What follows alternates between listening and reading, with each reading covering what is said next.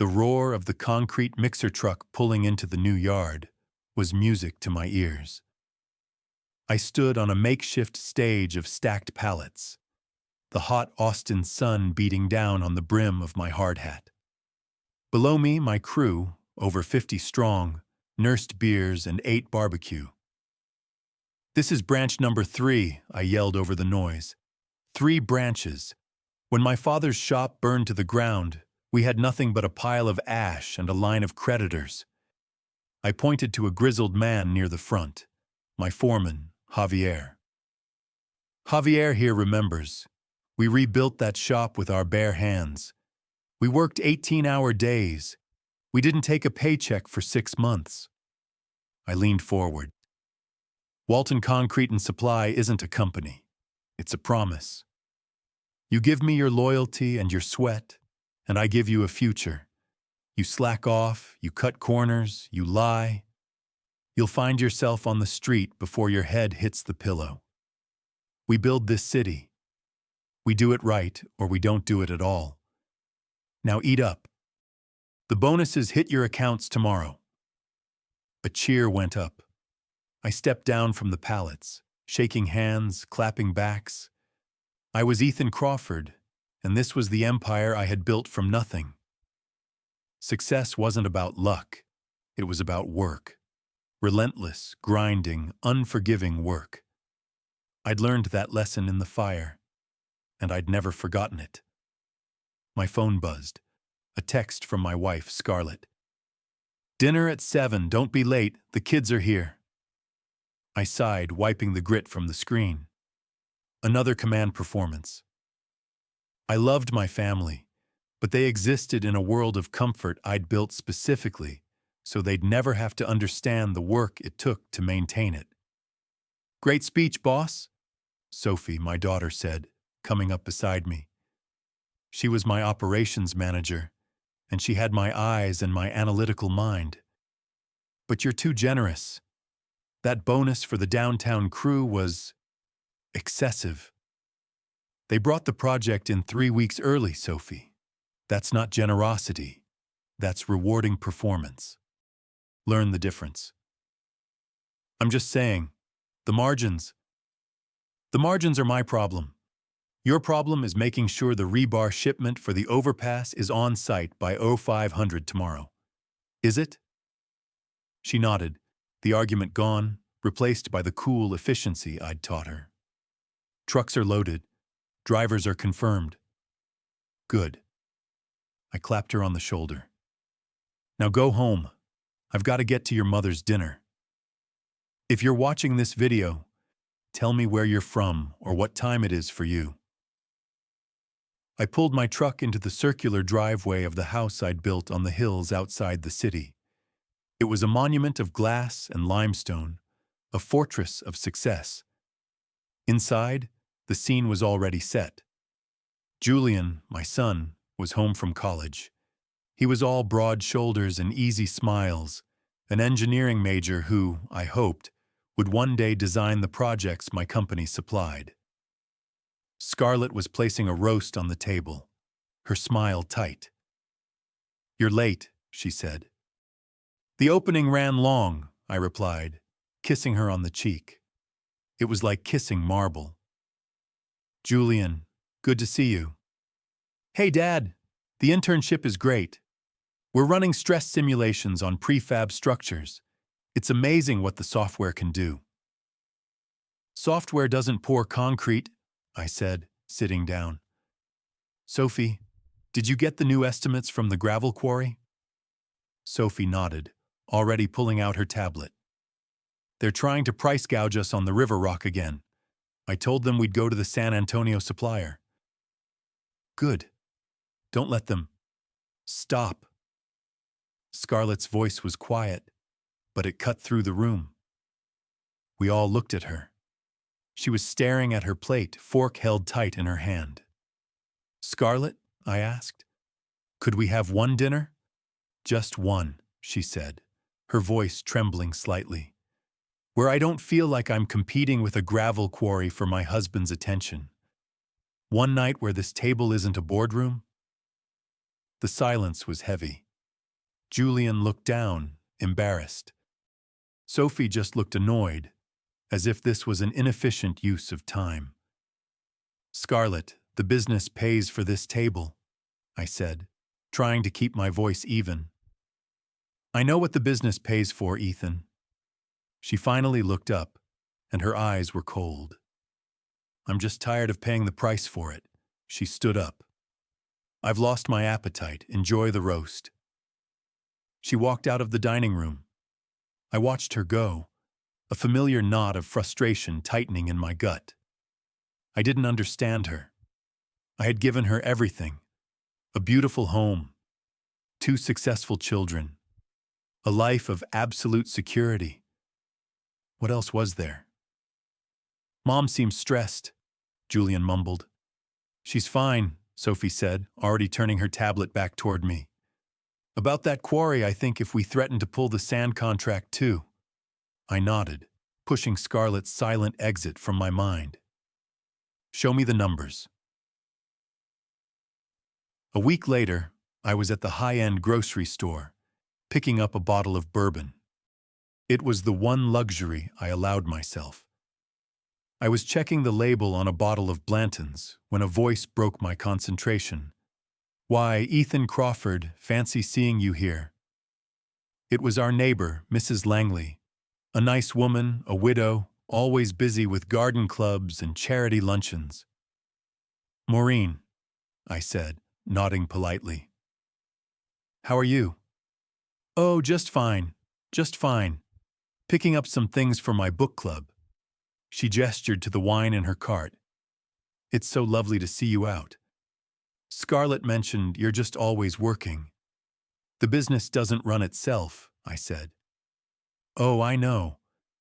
That's why I think it's just wonderful that Scarlett has found a new hobby. She seems to adore it. I frowned. Hobby? Scarlett doesn't have hobbies.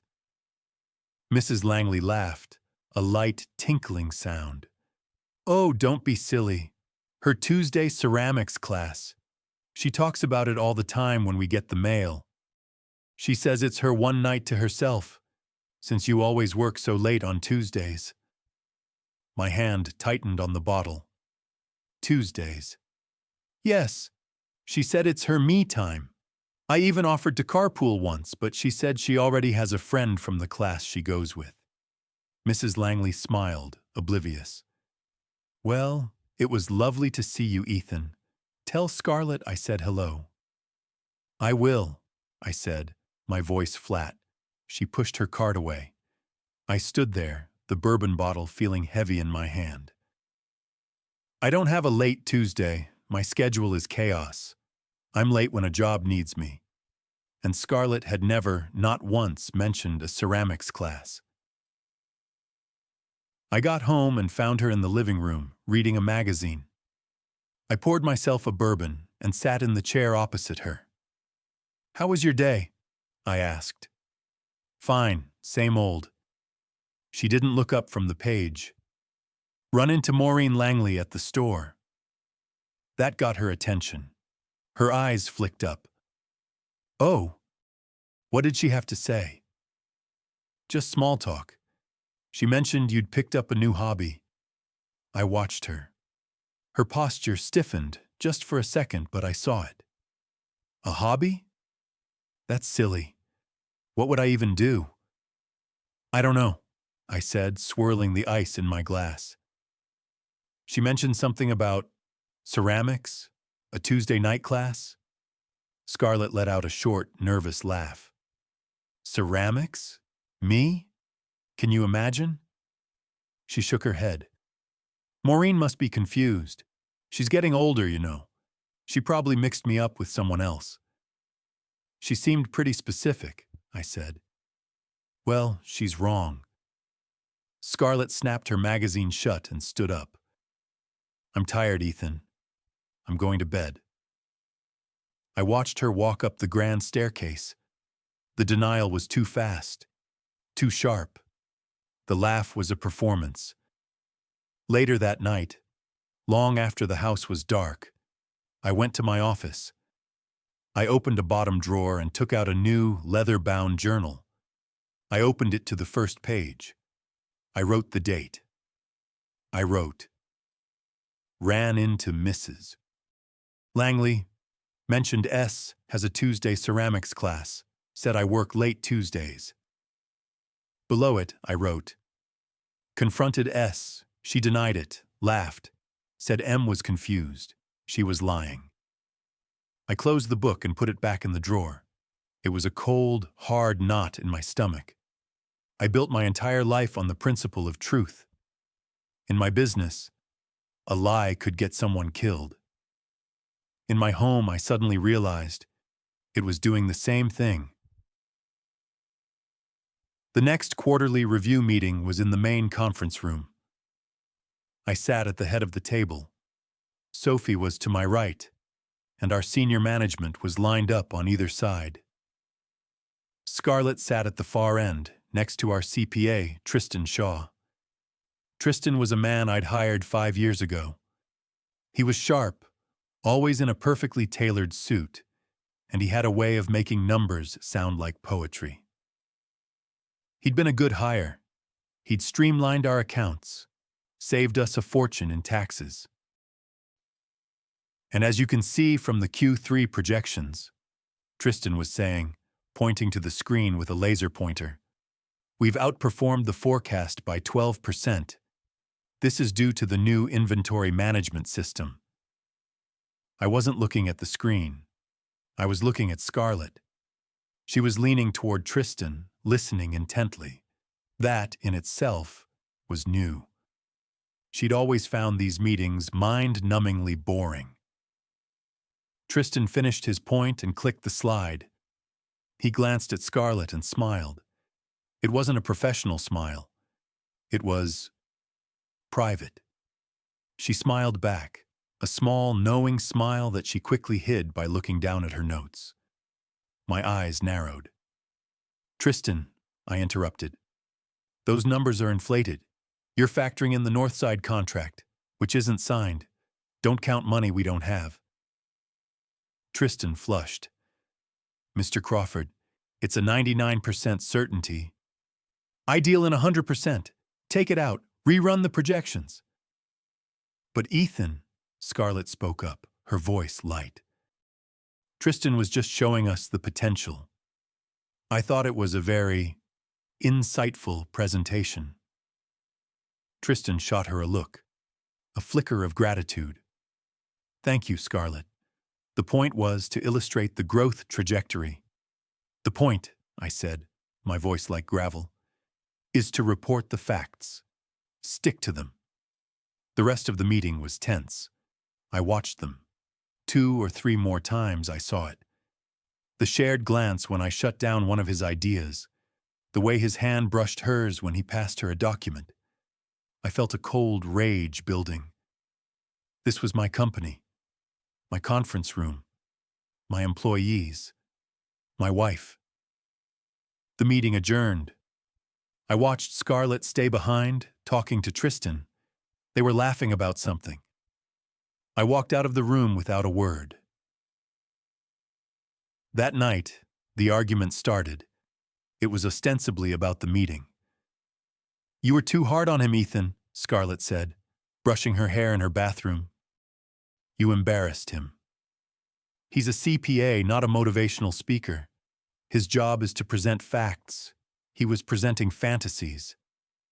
He's trying to be innovative, something you wouldn't know anything about.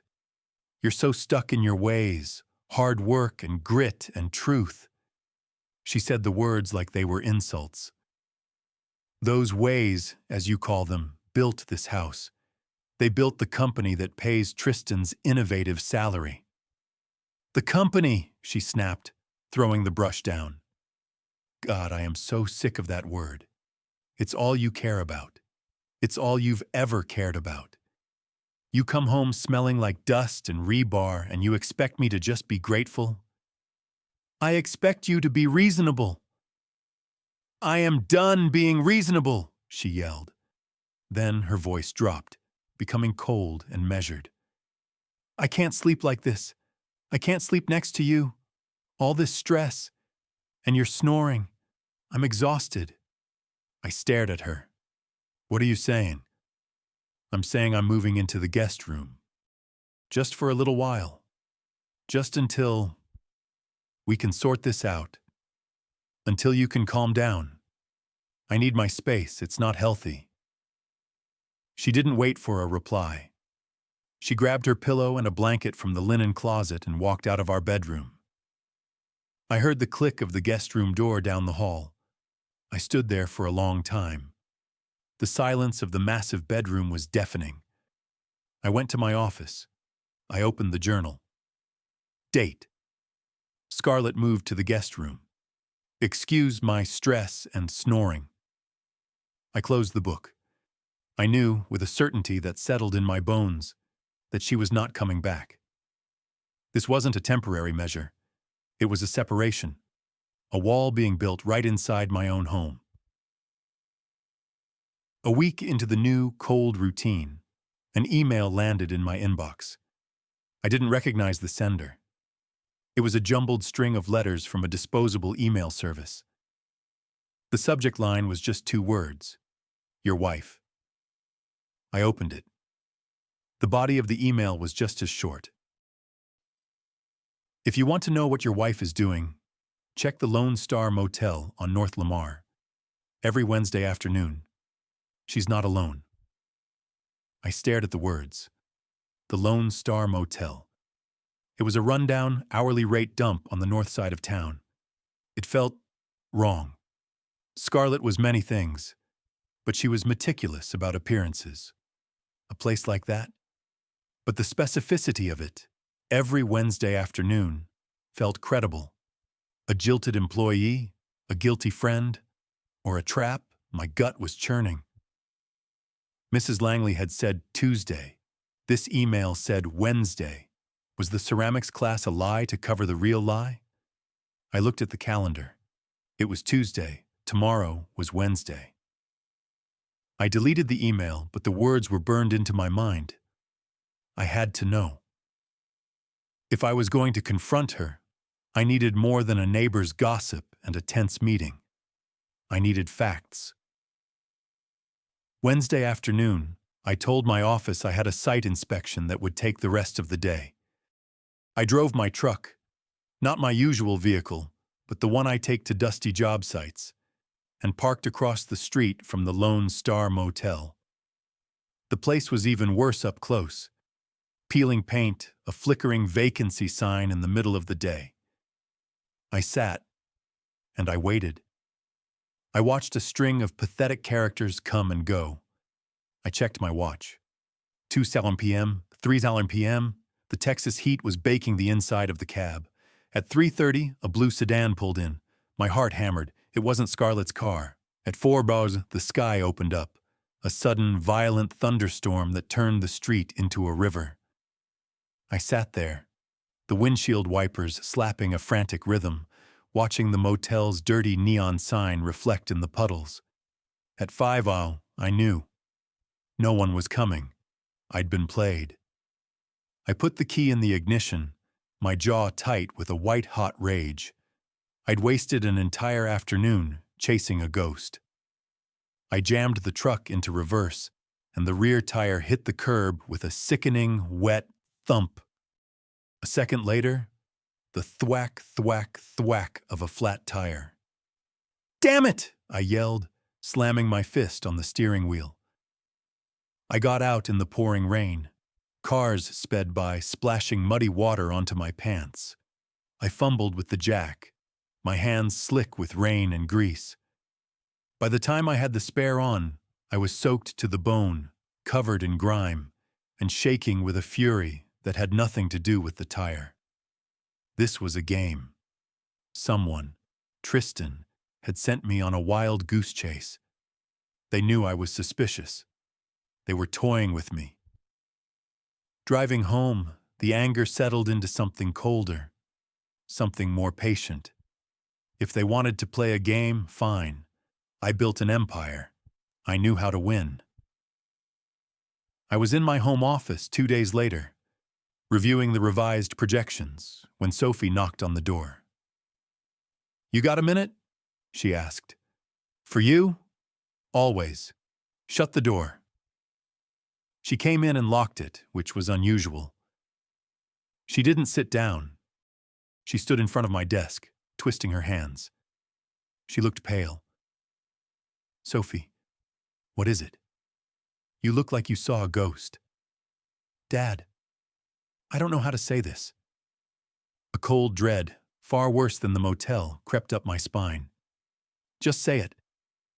I was checking on the South Congress site on Tuesday, she began, her voice low. I left early. On my way back, I cut past the new development near the river, and I saw Mom's car. I just looked at her. Where? It was parked at the Harborview Inn, that new business hotel. Tuesday, not Wednesday. Mrs. Langley was right. She could have been meeting someone for lunch, I said, but my voice sounded hollow. Dad. Sophie's eyes filled with tears, but she held them back. She was my daughter, after all. Tristan Shaw's car was parked 3 spaces down. The room went silent. The Harborview Inn. A new, discreet, expensive hotel. Not the Lone Star dump. A place for professionals. A place for people like them. I didn't know what to do. She whispered. I'm so sorry, Dad. Are you sure? I asked, my voice barely a whisper. 100%? She didn't answer. She just pulled out her phone, her hand shaking, and placed it on my desk. The image was clear. Her white Lexus SUV, his black BMW sedan, the neat landscaped parking lot of the Harborview Inn in the background, the timestamp on the photo. Tuesday, 2:17 p.m. I stared at the picture. The ceramics class, the late work, the false lead on Wednesday. It all snapped into place. A perfectly constructed, devastating lie. I took the picture and I just left. I didn't know what to do. I reached across the desk and put my hand on hers. You did the right thing, I said, my voice hardening. You did exactly the right thing. You brought me a fact. I picked up my phone. Now, I want you to go to your office and focus on the quarry contract. This is my problem now. She nodded, her face a mask of worry, and left, closing the door softly behind her. I sat there, looking at the picture she'd forwarded to me. I wasn't just angry anymore. I was cold. I was strategic. This was a hostile takeover, and I was about to defend my assets. The next morning, I wasn't at a job site. I was in a nondescript office building downtown, sitting across from a man named Peterson. He had been recommended by a corporate lawyer I trusted. Peterson was ex-FBI, with a face that looked like it was carved from granite.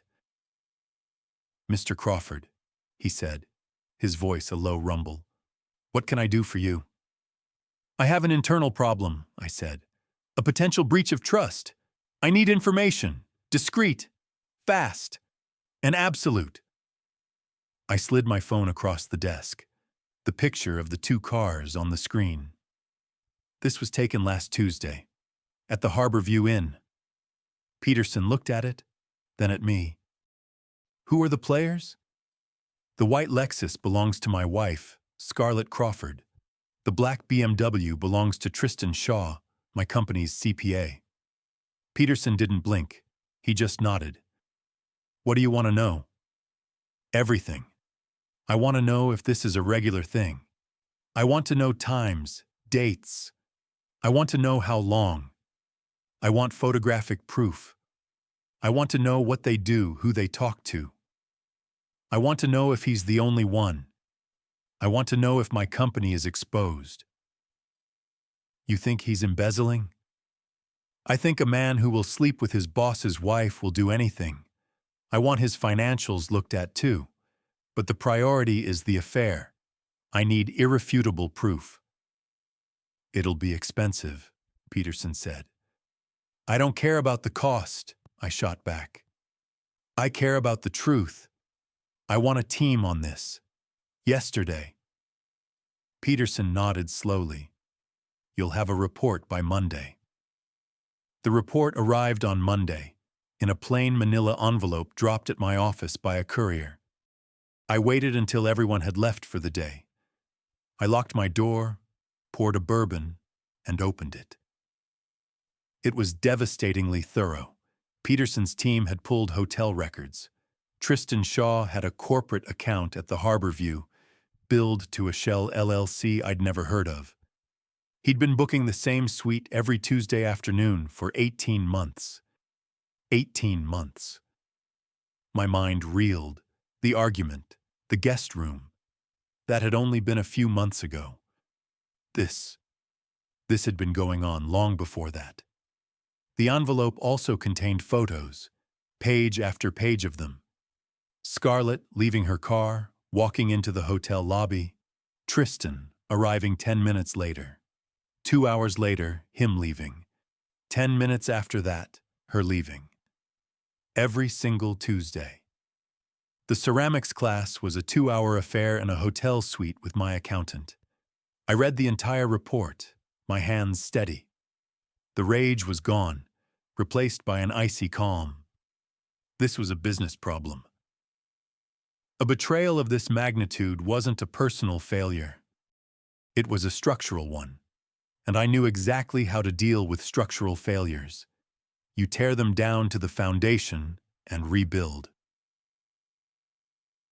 We had an anniversary trip to San Antonio planned for the following weekend. It had been booked months ago. Scarlett, surprisingly, insisted we still go. We need this, Ethan, she'd said. We need to get away from the business and just connect. I agreed. It was the perfect stage. We sat in a high-end restaurant on the Riverwalk. The atmosphere was supposed to be romantic. Tourists drifted by on barges, mariachi music played in the distance. I felt nothing. It's beautiful, isn't it? Scarlett said, smiling at me over her wine glass. It's fine, I said. Her phone buzzed on the table. She picked it up instantly, a bright, genuine smile touching her lips as she read the screen. A smile I hadn't seen directed at me in years. Who is it? I asked.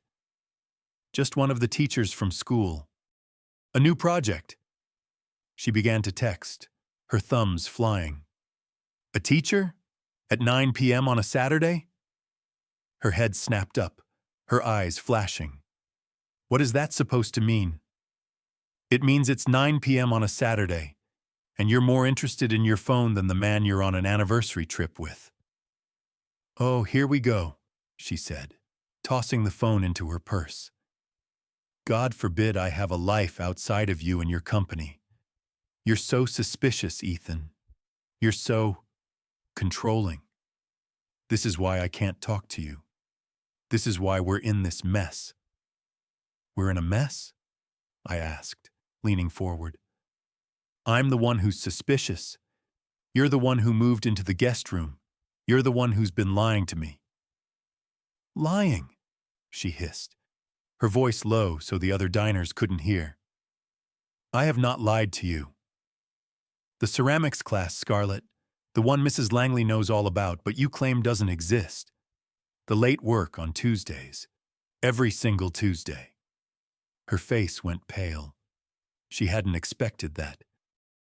I didn't want you to be angry. It's just a little thing for myself. You lied, I said, my voice flat. You looked me in the eye and you lied. Because you're impossible, she shot back. You twist everything into something about you. I needed something for myself. You can't stand that, can you?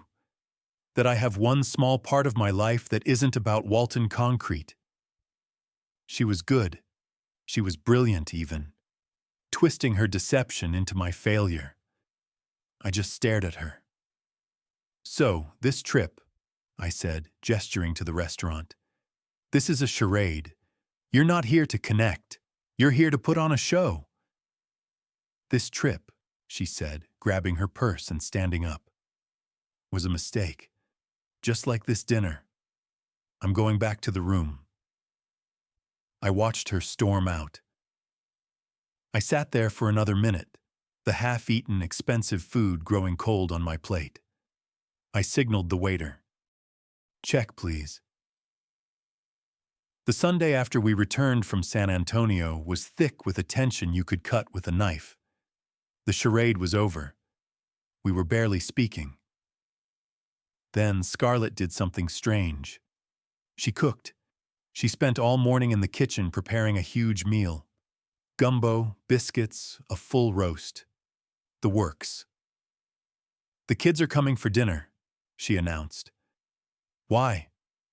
Does a mother need a reason to see her children?" she snapped. At 6, Julian and Sophie arrived. They could feel the tension immediately. We sat at the dining room table, the food spread out between us, the silence deafening. "So, Julian, how's the internship?" Sophie asked, clearly trying to fill the void. "It's good. We're working on—" "I have an announcement," Scarlett said.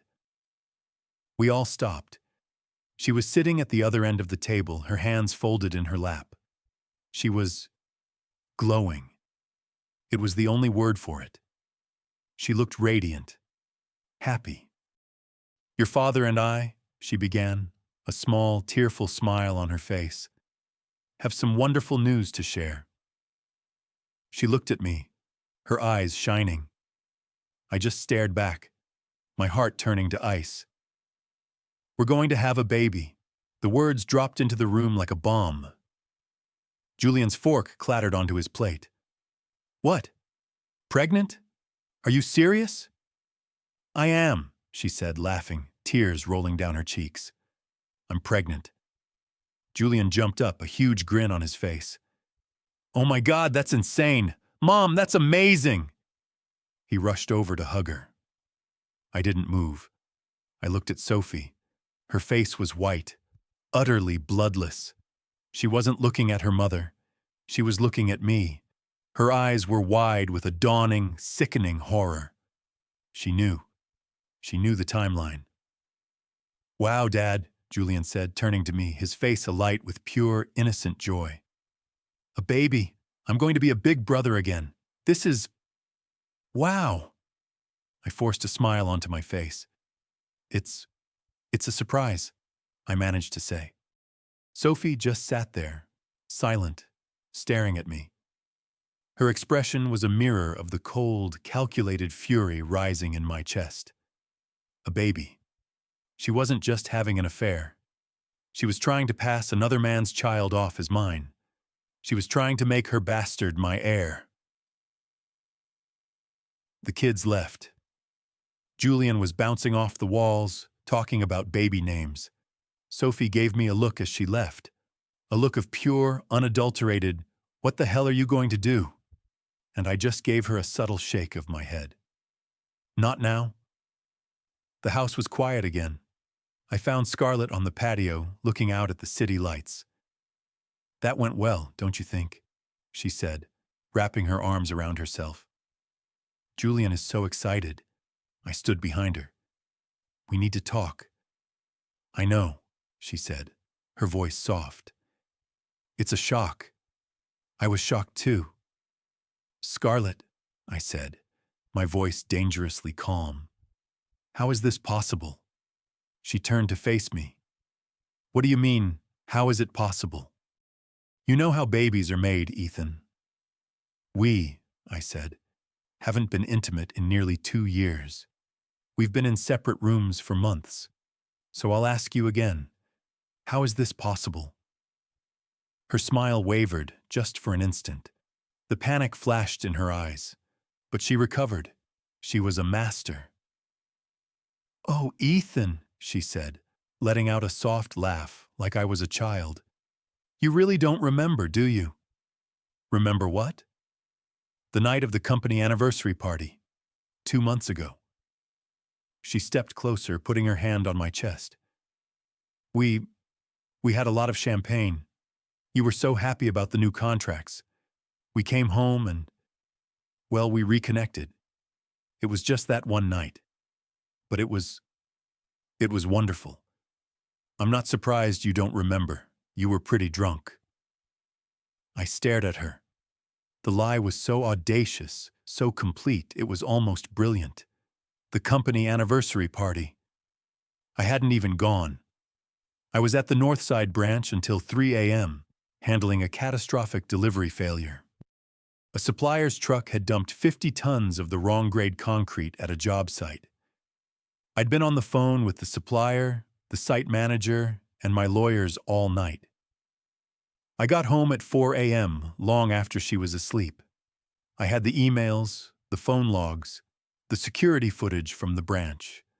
She had just invented a night of reconciliation that never happened. She had created a phantom memory to justify an impossible pregnancy. I looked at her hand on my chest. I felt a cold, terrifying calm settle over me. I smiled, a slow, cold smile. "You're right," I said, covering her hand with mine. I'd forgotten. It was a long night. The relief that flooded her face was absolute. She thought she'd done it. She thought I'd bought it. "I was so worried you'd be angry," she whispered, leaning her head against my chest. "Angry?" I said, stroking her hair, the gesture making my skin crawl. "No, Scarlett, I'm not angry. I was going to destroy her." The next week, I called Peterson. "I need more," I said, pacing my office. "The photos of the hotel are good, but they're not enough. She's just claimed an impossible pregnancy. I need something that proves beyond all doubt that this is a long-term, intimate affair." "That's a tall order, Mr. Crawford. You want audio? Video? That's risky." "I want whatever it takes. She's bringing another man's child into my home and calling it mine. Find me the smoking gun, Peterson. I don't care what it costs." He delivered 3 days later. Another manila envelope. This one was heavier. "My guy got lucky," Peterson said over the phone. "They didn't go straight to the room on Tuesday. They stopped at the hotel bar for a drink first. The bar has security cameras, good ones."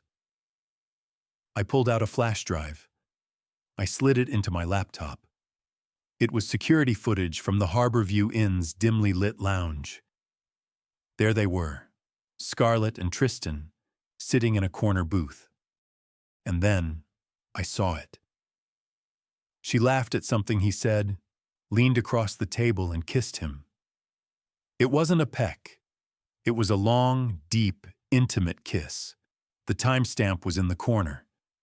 My breath hitched, but there was more. "There's an audio file too," Peterson said. "My operative was at the next table. Got a clean recording. Not great, but it's usable." I clicked the audio file. "Just can't believe he bought it." Scarlett's voice, laughing. "The anniversary party story? He didn't even blink. He thinks it's his. He's so wrapped up in his concrete, he wouldn't notice if the house was on fire." Tristan's voice, smug. "Now we just have to be patient. Once this baby is here, he'll be putty. He'll do anything for his new child. He's already talking about changing the will." I stopped the recording. I slowly closed the laptop. I sat there in the silence, the voices still echoing in my office. He'll be putty. I took the flash drive. I took the original PI photo of the cars that Sophie had given me. I walked over to the heavy steel safe hidden behind a painting of the Texas Hill Country. I spun the combination, my father's birthday, and opened it. I placed the flash drive and the photo inside, next to the company's bearer bonds and the original deed to our first property. I closed the safe, spun the dial. This was it. The smoking gun. The irrefutable proof. This wasn't just evidence of an affair. It was evidence of a conspiracy. I went home that night and found Scarlett looking at paint swatches in the living room. "For the nursery," she said, smiling. Do you like serene sky or morning mist? I like them both, I said, coming over to her. I put my hands on her shoulders. I've been thinking. Oh? This baby. It's a miracle, Scarlett, coming at this point in our lives. It's a fresh start, and I think we should celebrate it. She looked up at me, surprised. Celebrate how? I'm not talking about a small baby shower. I'm talking about a party, a real party. All our friends, our family, the senior staff from the company, everyone. A party? Ethan, that's a lot. I was thinking, I said, the idea forming, cold and perfect in my mind. We could do one of those gender reveal parties. Sophie was telling me about them. It's a big surprise. We get the doctor to give the results to the baker, and we cut the cake and blue or pink. Everyone finds out at once. A slow, delighted smile spread across Scarlett's face. She thought I was embracing it. She thought I was the putty.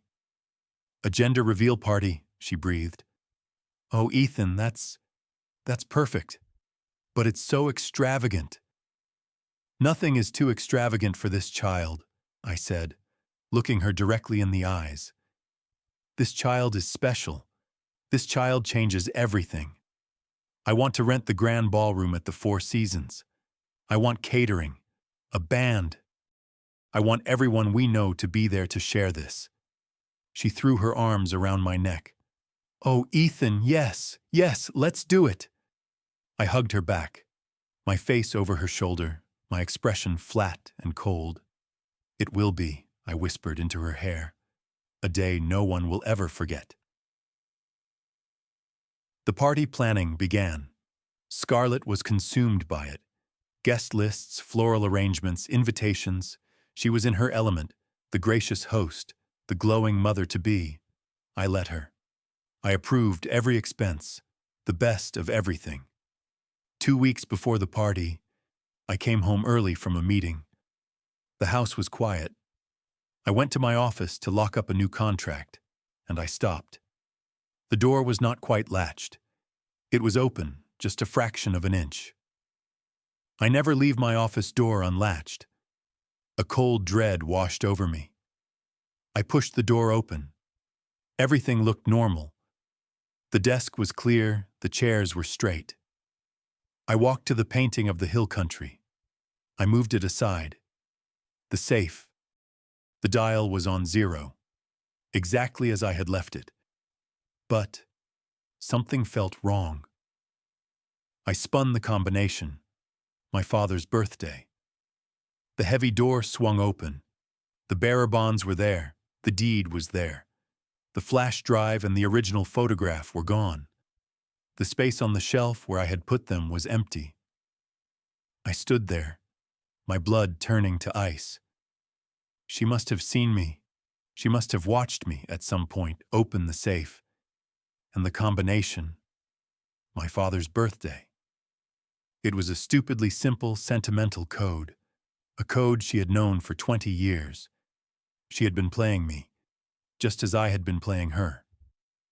She sensed I had something, and she had waited, patiently, until I was out of the house. She had opened my safe, taken my evidence, and destroyed it. She had destroyed the video. She had destroyed the audio. I was left with nothing but the PI's reports of them entering a hotel. Nothing that a good lawyer couldn't dismiss as a business meeting. I closed the safe. I spun the dial. I put the painting back. I had been outmaneuvered. I had lost my smoking gun. A new kind of rage, cold and sharp, filled me. I had wanted a clean, surgical strike, a simple presentation of irrefutable facts. Now that was impossible. She had taken that from me. My plan had to change. If I couldn't show everyone the truth, I would have to force them to admit it. I would have to build a trap so perfect, so public, that the only way out was confession. The party wasn't just a reveal anymore. It was a trial. and I was going to be the judge, jury, and executioner. I couldn't use my Austin lawyers. Everyone knew them, everyone knew me. A rumor of me meeting with a divorce attorney would get back to Scarlett in an hour. The next day, I drove to Dallas. I sat in a glass-walled office overlooking the city, across from a woman named Arlene Hayes. She had a reputation for being a shark, the most ruthless and effective family law attorney in the state. Mr. Crawford," she said, after I had laid out the entire story. The affair, the timeline, the pregnancy, the faked reconciliation, and finally, the stolen evidence. "So, to be clear," she said, tapping a pen on her legal pad, "you have no hard proof of the affair, no photos of them in a compromising position, no audio, just surveillance of them entering and leaving a hotel separately, and your daughter's testimony. And the fact that I haven't slept with my wife in 2 years," I said. "He said, she said," Arlene replied, unimpressed. "She'll claim her anniversary party story. She'll say you're a cold, angry, work-obsessed husband trying to deny your own child. A jury, especially in Austin, will eat that up. You'll look like the villain. So what do I do? You have 2 options. 1. You wait. You let her have the baby. You immediately file for a court-ordered paternity test. When it comes back as not yours, you file for divorce on grounds of adultery. It's clean. It's simple. And in the meantime, I asked, I play the happy father? I let this lie live in my house? I let my children, my employees, my entire city believe it? No, I will not live that lie." Arlene Hayes smiled, a thin, sharp smile. "I was hoping you'd say that.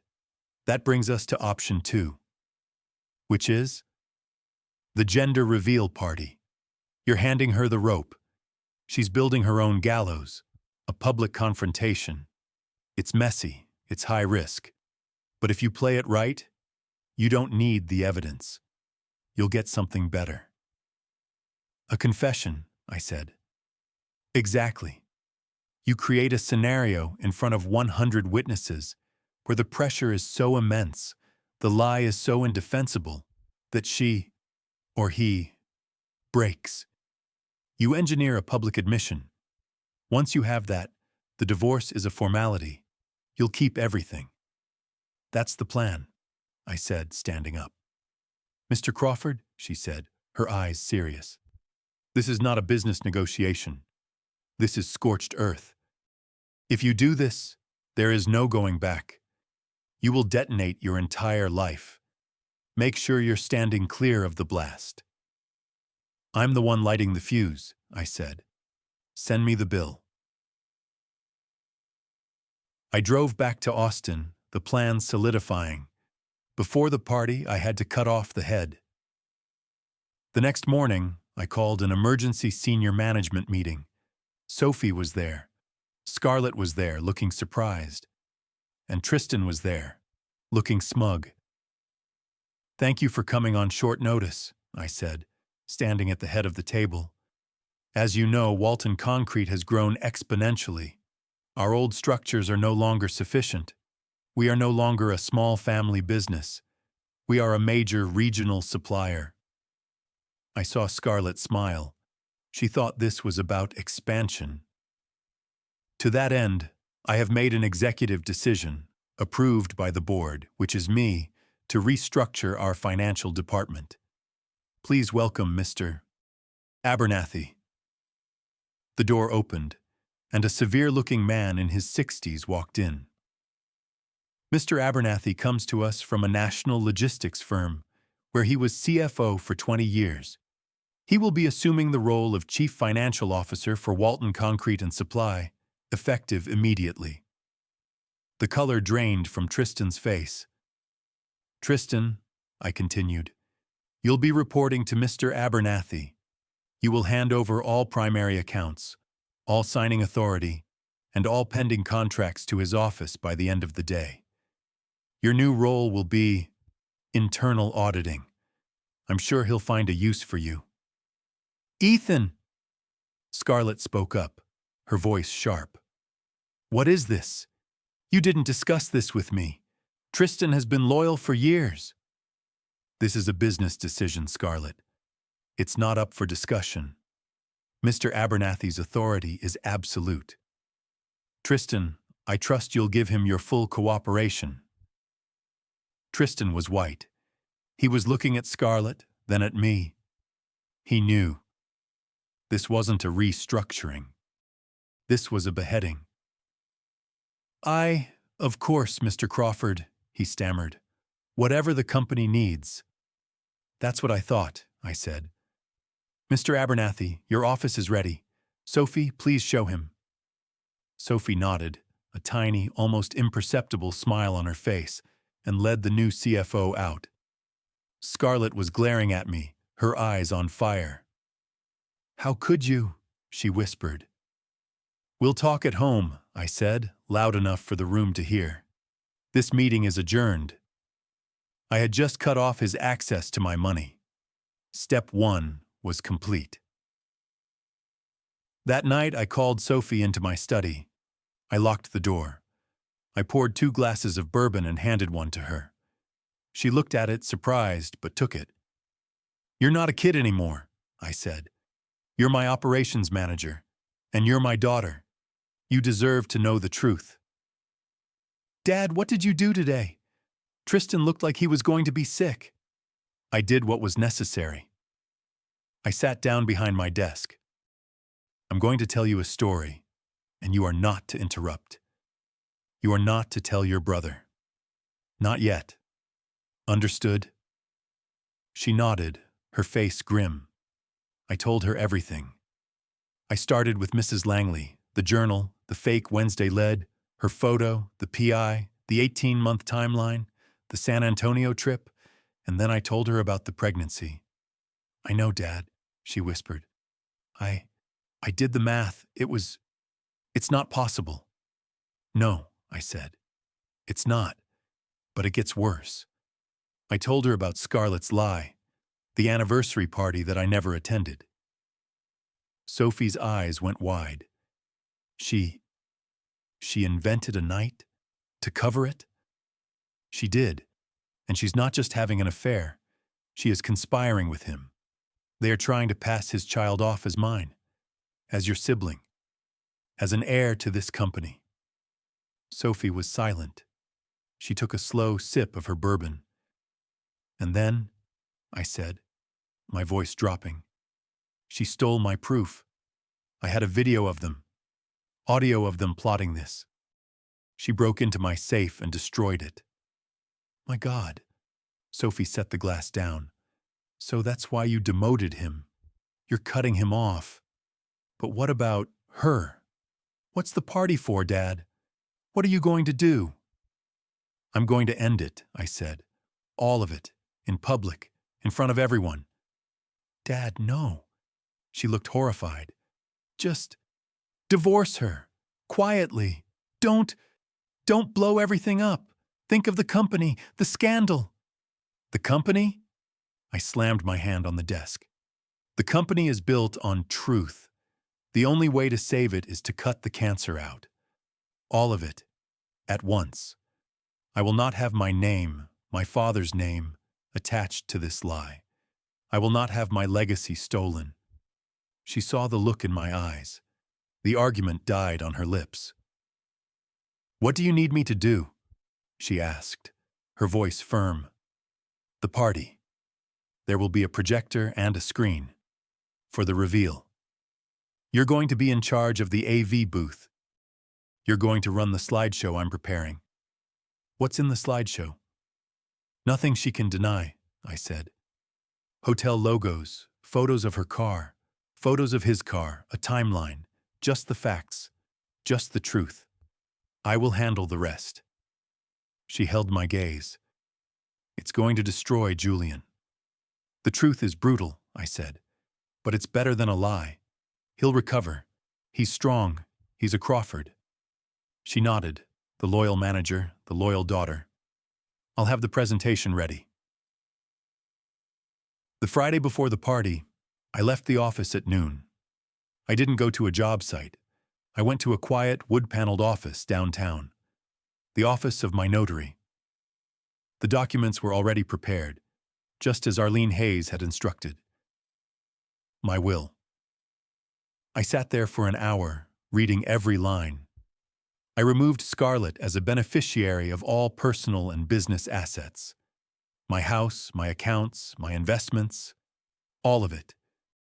I placed my entire 100% stake in Walton Concrete and Supply into a new, irrevocable trust.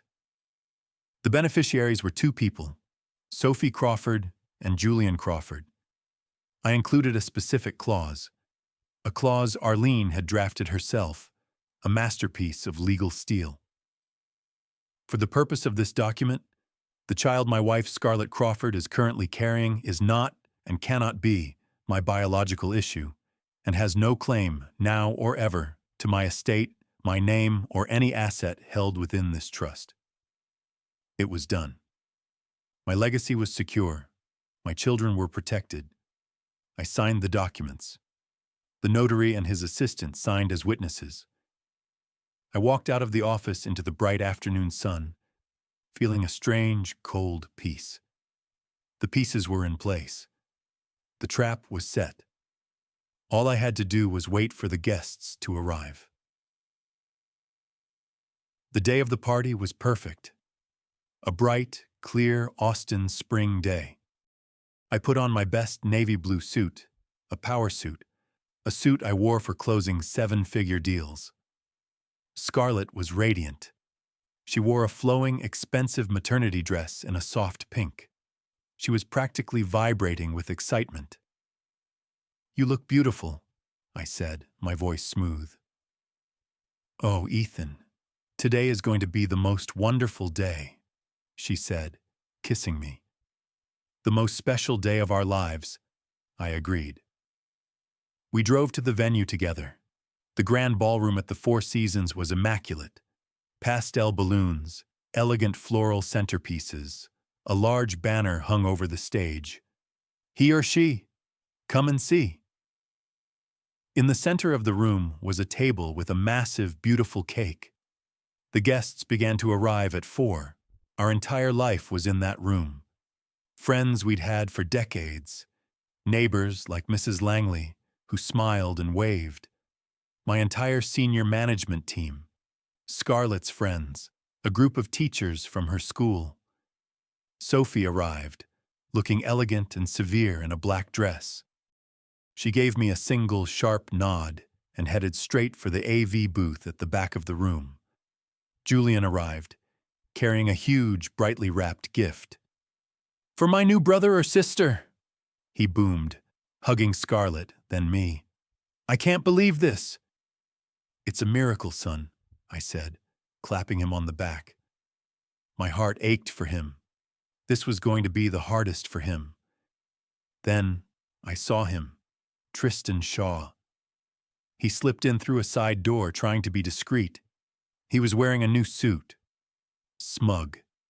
He'd been demoted, but he thought he was about to win the war. He thought in a few months, he'd be the father of the new Crawford heir. He thought I was a fool. He caught my eye and gave me a short, condescending nod. I just smiled. The trap was set, and the rat had just walked in. After an hour of mingling, of me accepting congratulations and pats on the back, the event host, a bubbly woman Scarlett had hired, stepped up to the microphone on the small stage. "Okay, everyone, is everybody happy?" A polite cheer. "It's almost time for the big moment, the moment we've all been waiting for. To find out if the Crawford family is getting a new little prince or a new little princess." Scarlett, standing by the cake, clapped her hands in delight. "But before we cut the cake," the host continued, "our proud papa, Ethan, would like to say a few words. Ethan, come on up." The spotlight hit me. Applause rippled through the room. Scarlett looked at me, surprised. This wasn't in her script. But she smiled, beaming, tears in her eyes. She thought I was going to give a tearful, emotional speech. I walked up to the stage, my steps measured, deliberate. I took the microphone from the stand. The room fell silent. All eyes were on me. The successful businessman, the family man, the man who had everything. "Good evening," I said. My voice was calm, and it boomed through the speakers. "Thank you all for being here. Scarlett and I are so grateful to have you, our dearest friends, our family, here to share in this unique moment." I paused, and I looked right at her. She was still smiling, her hand on her belly. "As you all know, we are here to celebrate an announcement. A revelation, you could say." I slipped my hand into my pocket and pulled out a small black remote. The remote for the projector. We're all here to find out the truth, aren't we? And I believe more than anything in the truth. I pressed the button. Behind me, a massive screen descended from the ceiling. The room gasped. They thought it was part of the show. Scarlett's smile faltered. She looked confused. I pressed the next button. The projector hummed, and an image lit up the screen. It was a high-resolution photo of the Harborview Inn. A confused murmur rippled through the crowd. "The Harborview Inn," I said into the mic. "A fine establishment. Discreet. Professional." I clicked again. The next slide. A crystal-clear, time-stamped photo. Scarlett's white Lexus parked in the Harborview's lot. The murmuring grew louder. Scarlett's face went white. I clicked again. The next slide. Tristan Shaw's black BMW parked 3 spaces down. Same day, same timestamp. 2 of my most trusted associates, my wife and my CPA. I clicked again. The next slide. A calendar, 18 months. Every single Tuesday was circled in red. 18 months, I said, my voice echoing. 52 ceramics classes. A very dedicated student. The silence in the room was absolute. It was so quiet I could hear the hum of the air conditioning. People were frozen. Mrs. Langley had her hand over her mouth. Scarlett was staring at the screen, her face a mask of pure panic. I looked across the room and found Tristan. He was paralyzed. He looked like a man who had just seen his own ghost.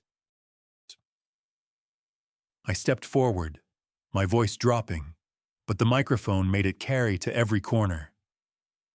"This timeline is interesting, especially since, as my wife Scarlett knows, we have been sleeping in separate bedrooms in a separate wing of my house for almost 2 years." The room let out a collective, sharp intake of breath. "So you can imagine my surprise," I continued, my voice dangerously soft. "When my wife, who I have not had intimate relations with in 2 years, announced that she was pregnant. With my child." I let the words hang in the air. "A miracle, an immaculate conception, right here in Austin, Texas." I turned and looked directly at Tristan Shaw. The spotlight followed my gaze. He was trapped. "Or," I said, my voice rising, "is it a lie? Is it a conspiracy? Tristan, perhaps you'd like to take a bow? This is your party. That is your baby, not mine." Scarlett screamed, a raw, guttural sound of pure rage and terror. "He's lying! He's confused! Ethan, stop it! You're drunk! Stop this!" She tried to rush the stage, but she was too late. Julian, his face white as a sheet, his entire body shaking, looked from his mother's panicked face to Tristan. He finally understood. The dates. The lies. Tristan tried to move. He tried to slip out the side door he'd come in. He wasn't fast enough. Julian, all 6'3" of his engineering student muscle, crossed the room in 3 strides. He intercepted Tristan, slamming him against the wall. The sound of the impact echoed through the mic. "Is it true?" Julian roared, his voice cracking. "Is it true? You and my mother? Is that baby yours?" Tristan stammered, his eyes wide with terror. I, it's not, we just—" "Tell me!" Julian bellowed, shaking him. Yes, okay, yes, now let me go!" Tristan shrieked. A confession, in front of 100 people. The room erupted.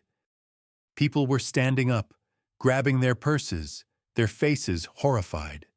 Scarlett collapsed into a chair by the cake, sobbing, "No, no, no." I raised the microphone one last time. The feedback shrieked, then settled. "She even invented a night," I announced to the fleeing crowd. "A night of reconciliation that never happened. A night I was at another branch, fixing a 50-ton concrete mistake. I have the security footage." I looked at Scarlett, who was now being surrounded by her horrified teacher friends. The lie stops. Tonight. I turned my gaze back to Tristan, who was cowering under Julian's grip. "Tristan, you are fired. Security will meet you at your office on Monday to escort you out. If you even think about logging into our servers, I will have you arrested for corporate espionage." I looked at my son. "Julian, let him go." Julian, his face wet with tears of rage, shoved Tristan to the floor. "Get out. Get out of my father's sight." Tristan scrambled to his feet and ran, pushing guests out of his way as he fled the ballroom. I walked to the edge of the stage and looked down at the woman who had been my wife. "Scarlett," I said, my voice now quiet, but the mic carried it. "The divorce papers will be served to you tomorrow morning. You can stay in the house until the child is born. After that, you will leave. My lawyers will be in touch." I set the microphone down on the stage. I walked down the steps. The crowd parted for me like I was Moses and they were the Red Sea. I saw sympathy. I saw shock. I saw, in the eyes of the other businessmen in the room, a cold, hard respect.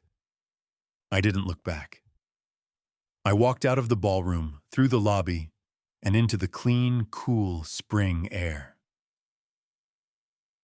Months later, the dust had settled. The scandal had been the talk of Austin for weeks, but like all fires, it eventually burned itself out. The divorce was fast. Arlene Hayes had 100 sworn affidavits from the party guests. Scarlett didn't contest a single thing. Tristan lost his job, his CPA license, and his own wife, who filed for divorce the day after the party. Scarlett had a baby boy. Tristan, as I'd found out, moved to another state and did not claim paternity. He was a coward to the very end. I was at a new job site, our 4th. The foundation was being poured. It was a massive, complex project. "The rebar for Section B looks short," I said, pointing to the plans. "It's not," Sophie said, not even looking up from her own tablet. "You're looking at the old spec sheet. I updated it this morning. We're fine." I looked at her, my daughter, my new CFO and COO. She was tough, brilliant, and she didn't miss a thing. Julian took it the hardest. He didn't speak to me for 2 months. We had some brutal therapy sessions, but the truth, as brutal as it was something he could build on. The lie was quicksand. He finally understood that. He graduated with honors and opened his own engineering firm. His first client was Walton Concrete and Supply. I looked at the fresh, wet concrete curing in the new foundation. Scarlett lived in a small apartment across town, teaching part-time. I heard she was struggling. I had rebuilt my life, just as I had rebuilt my father's shop. I learned, all those years ago, that fire burns away the weak parts. It leaves behind only what is strong. I didn't regret what I did. I couldn't build a future on a lie. My foundation was, and always would be, the truth, no matter the cost. If this story resonated with you, leave a like and consider subscribing. You can also drop any comment below, even just one word. Maybe tell me where you're watching from, or what time it is right now. Sometimes one word is enough to say you were here.